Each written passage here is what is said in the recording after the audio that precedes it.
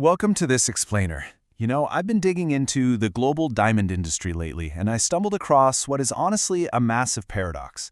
If you follow luxury markets, you already know things are rarely just up or down. But right now, the diamond market has an incredible split personality. So let's dive in and see if we can find exactly where the millions are hiding in what looks like a dropping market. All right, let's kick things off with a staggering number. Recently, a single 10-carat fancy intense blue diamond sold at Sotheby's in New York for, get this, a jaw-dropping $9 million. That's over $860,000 per carat. So right away, we can see that at the absolute highest end of the spectrum, buyers are still more than happy to part with massive amounts of capital. And hey, it's not just these ultra-rare blue stones at auction. According to estimates from Signet, natural diamonds completely dominate the high-end engagement market. Sure, they account for about 70% of overall engagement revenue, but when you look at rings priced above $5,000, natural diamonds command over 90% of the revenue. The desire for these natural stones is just incredibly resilient. Now, here is where this paradox really reveals itself. Take a look at the 1-carat Rapaport Trade Diamond Index over the last 3 months. The general index is absolutely plummeting. It's a steep, steady decline. We're looking at a market that across the board is down. So it really makes you wonder, how on earth can a market support a $9 million single stone sale while the baseline index is basically falling off a cliff? Well, this data brilliantly illustrates the divide. Notice the year-over-year drops here. The real pain in the market is heavily concentrated in the smaller goods. Stones like the 0.30 and 0.50 carats are down drastically. We're talking over 26 and 27% from last year. But as you move up to the larger 2 and 3 carat categories, those drops become way softer. Basically, the larger the stone, the better it's holding its value right now. Section 1. Shapeshifters, the rise of fancies. Right now, we are literally seeing a tale of two markets. On one hand, traditional round cuts, the old standard, are really struggling, especially in those larger sizes. But on the flip side, long fancy shapes like ovals, marquises, and emeralds are drastically outperforming them in the 2-carat and larger categories. The traditional round standard just kinda isn't where the excitement is anymore. And within these fancy shapes, the trends are incredibly specific. High-quality marquises have actually become the most expensive fancy shape on the market. Meanwhile, there's an extreme short supply of long radiance and long cushions.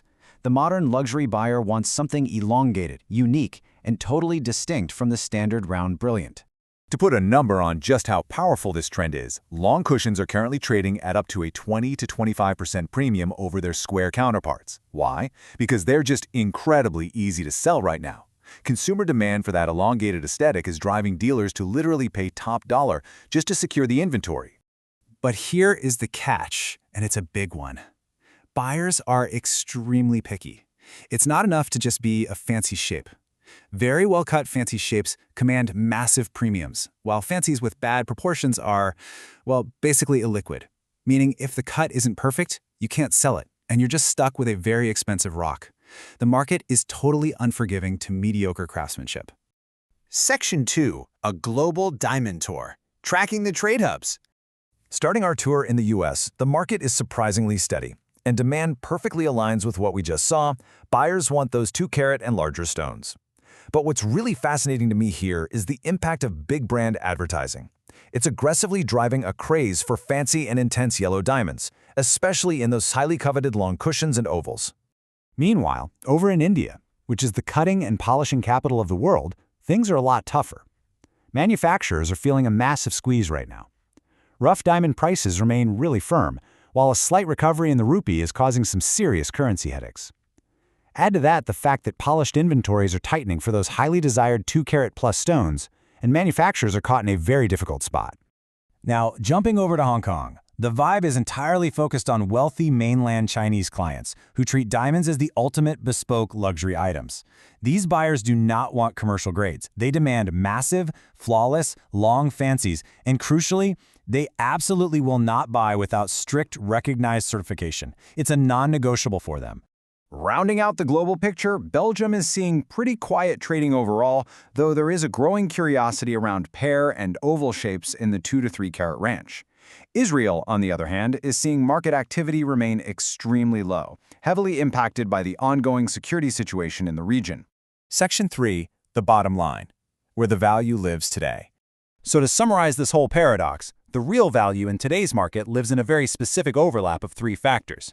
First, weight. Stones 2 carats and larger are holding their ground. Second, shape.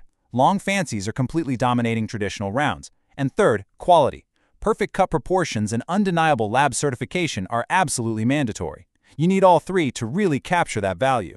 And this trend towards high-quality, fancy shapes is so powerful that it's literally changing industry standards. The Gemological Institute of America, the GIA, is officially preparing to launch brand new specific cut grades for marquises, ovals, and pairs. Until now, fancy shapes didn't even get an official cut grade like round brilliants do. It's a massive institutional shift to meet this exact luxury demand.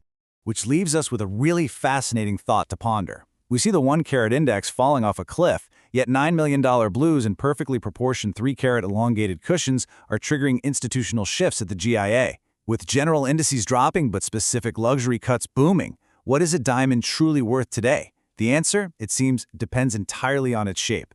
Thanks for joining me on this explainer.